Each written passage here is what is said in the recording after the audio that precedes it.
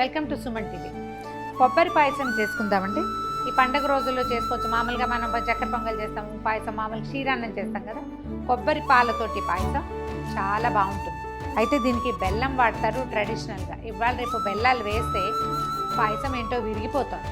అందుకని నేను పంచదారతో చేస్తున్నాను. 2-3 సార్లు చాలా బాగా కుదిరింది. టేస్టీగా ఉంటుంది. బెల్లంతో చేస్తే ఏమవుతుంది, కొంచెం యెల్లోయిష్ కలర్ వస్తుంది కదా, పసుపు రంగు వస్తుంది. దీంతో కొంచెం తెల్లగా ఉంటుంది అంతే, కానీ విరిగే ప్రమాదం మాత్రం ఉండదు. ట్రై చేసి చూద్దాం. బియ్యం మనం ఒక కప్పు తీసుకుని, కప్పు బియ్యం శుభ్రంగా కడిగేసి 5-6 సార్లు కడగటం బాగా ఇది పోయేదాకా. ఒక్క 10 నిమిషాలు నీళ్ళలో ఉంచి తర్వాత వడేసి పక్కకు పెట్టుకుందాం. తర్వాత 2 కొబ్బరికాయలు, మీడియం సైజ్ కాయలు అయితే 2, బాగా పెద్ద కాయ అయితే 1 చాలు. చక్కగా దాన్ని కొట్టేసి ఆ కొబ్బరి నీళ్ళే పోసి ఈ కొబ్బరి పాలు తీసి పక్కన పెట్టుకోండి. కొబ్బరి పాలు ఎలా తీయాలి, కొబ్బరి కోరటం లేదా చిన్న ముక్కలు తరగటం. మీకు ఈ రంగు తెల్లగా ఉండాలి, బాగా ప్యూర్ వైట్ ఆసక్తి ఉంటే కొబ్బరి ముక్కలకి వెనకాల ఉంటుంది కదా నల్లటి పార్ట్, అది తీసేసి కొబ్బరి ముక్కలు చిన్నవి తరిగి మిక్సీలో వేయటము. 1 గ్లాసు 2 గ్లాసులు నీళ్ళు పోసి బాగా రుబ్బి పాలు తీసేసేయచ్చు. దాన్ని ఏదైనా గుడ్డలో పోసి పిండేసేయచ్చు. లేదా మన దగ్గర ఈ వడపోసేవి ఉంటున్నాయి కదా, ఇవాళ రేపు అందరి దగ్గర ఉంటాయి పెద్దది వడపోసేది, అందులో వేసి బాగా కుమ్మేస్తే మొత్తం నీరంతా వచ్చేస్తుంది. కొబ్బరి పాలు తీసి పక్కన పెట్టుకోండి. ముందు బియ్యం సంగతి చూద్దాం. దీంట్లోకి మామూలు పాలు కూడా పడతాయండి. ఏ కప్పుతోటి మనం బియ్యం తీసుకున్నామో ఆ కప్పుకి 2 కప్పులు పాలు పడతాయి. ఒక 3-4 కప్పుల మన కొబ్బరి పాలు కూడా, ఒక 4 కప్స్ 3 కప్స్ చాలు. 3-4 కప్పుల మధ్యలో అనుకోండి. ఏం చేద్దామంటే కొద్దిగా ఒక 1/2 కప్పు నీళ్ళు పోసి తెరలనిద్దాం. మొదట బియ్యం కొంచెం ఉడకటానికి పాలల్లో డైరెక్ట్గా బియ్యం వేస్తే, మామూలుగా మన రసప్తం పాయసం అవి చేసుకుంటాం కదా, సూర్యనారాయణ మూర్తి ప్రసాదం ఎప్పుడు పొట్టి పాలలోనే ఉడికించాలి, వాటికి తడి అంటకూడదని ఏదో సిద్ధాంతంగా చేసుకుంటాం. కొంచెం బియ్యం బొడిగలుగా ఉంటుంది పొట్టి పాలల్లో ఉడికిస్తే. అందుకని కాస్త నీళ్ళల్లో కొంచెం ఉడకనిచ్చి అప్పుడు పాలు పోసుకుందాం. మృదువుగా వస్తుంది అనమాట. బియ్యం నీళ్ళు పెట్టుకున్నాం కదా, నీళ్ళు ఎసరు వచ్చేసరి కల్లా ఈ కడిగి పక్కన పెట్టుకున్న బియ్యాన్ని ఇందులో వేసేది.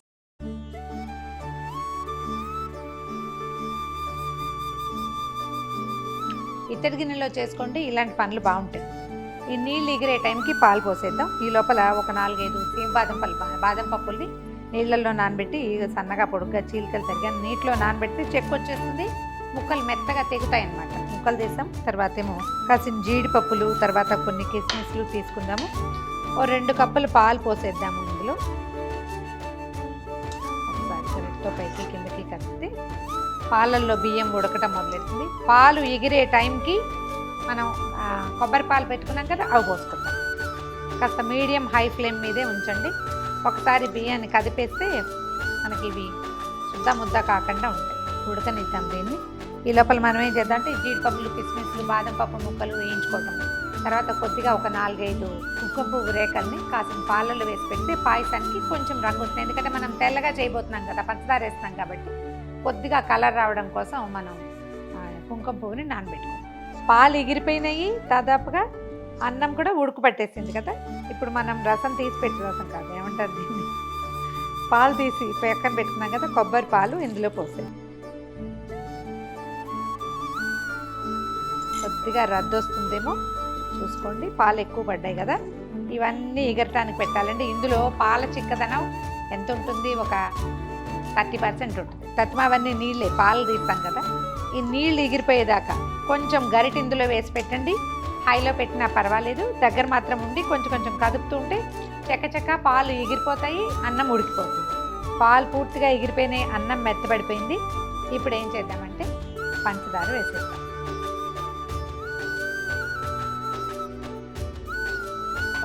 ఒకటి మీద ఇంకొంచెం పడుతుందండి. అంటే కొబ్బరికి తీపి కావాలి కాబట్టి కొంచెం 1 కప్పు బియ్యానికి 1 కప్పు బాబు అట్లా పంచదార వేస్తే సరిపోతుంది.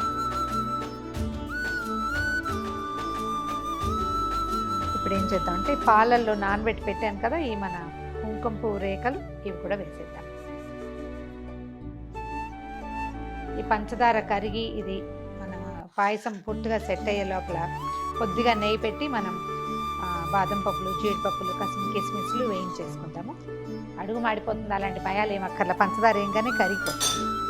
నెయ్యి కొంచెం వేడెక్కాక మనం కట్ చేసి పెట్టుకున్న బాదం పప్పు పలుకులు, తర్వాత జీడిపప్పు పలుకులు, కొద్దిగా కిస్మిస్ కూడా వేసుకోవచ్చు. స్టీల్ బౌల్ ఏదైనా ఇవ్వవా? గ్లాస్ బౌల్లో వేయలేనివి, చిన్న బౌల్స్ కదా. పంచదార పూర్తిగా కరిగిపోయింది,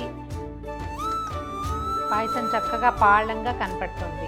ఇలాంటప్పుడు ఇంత కన్సిస్టెన్సీలో అంటే ఈ చిక్కదనంతో తీసేస్తే కొంచెం చల్లారేసరికి గరిటతోటి తీసేలాగా వస్తుంది. ఈ బుడగలు వచ్చే సమయం చూడండి, ఆ బుడగలు వచ్చేసరికల్లా ఆపేసుకోవచ్చు. స్టవ్ ఆపేద్దాము. కొంచెం కొట్టి పెట్టుకున్న ఏలక పొడి వేద్దాం.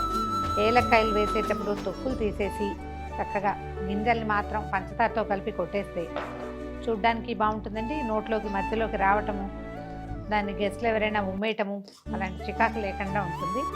ఒలిచి చేయటం అలవాటు చేసుకోండి. కాస్త పంచదార వేస్తే ఈజీగా మనం చపాతీలు చేసే కర్రతోటి కూడా నల్ల కొట్టేసుకోవచ్చు. ఇందులో పైన ఎక్స్ట్రా నెయ్యి ఏం వేయట్లేదండి. బాదం పప్పులు అవి వేయించి పెట్టాను కదా, ఆ నెయ్యే వేస్తున్నాను. స్టవ్ ఆపేస్తాను.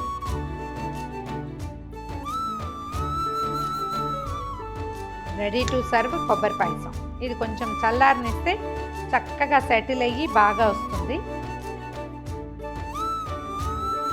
బెల్లంతో కూడా చేయొచ్చండి. మీ బెల్లంతో పాలు విరగవు అలా అనిపిస్తే, మీకు నమ్మకం ఉంటే కనుక బెల్లం వేస్ట్ చేసినా కూడా ఇంకా కొంచెం రంగుగా మరెక్కువ రుచిగా కూడా ఉంటుంది. పంచదారతో ఉండే రుచి వేరు, బెల్లపు రుచి వేరు. కమ్మని రుచికరమైన కొబ్బరి పాయసం ట్రై చేసి చూడండి.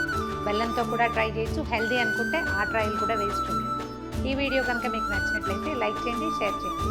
మరిన్ని ఇంట్రెస్టింగ్ వీడియోల కోసం సుమన్ టీవీకి సబ్స్క్రైబ్ చేయండి.